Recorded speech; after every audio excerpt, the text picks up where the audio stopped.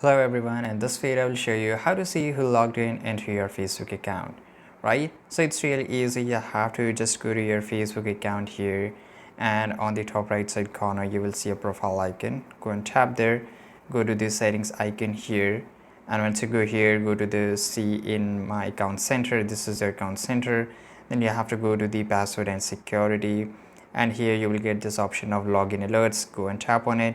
Select if you have more than one account. I will select my Facebook account here, and I will just get a notification whenever somebody logged in into my account, right? So I'll just turn this on, right? Let me just turn my email notification off.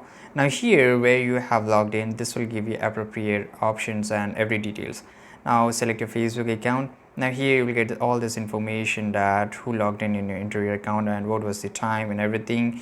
And if you want to log out from those account, you can just select it and you can just tap on logout, right? So it's really easy. This is the best thing, and you can just go and view this all the details that who logged in into your account and everything.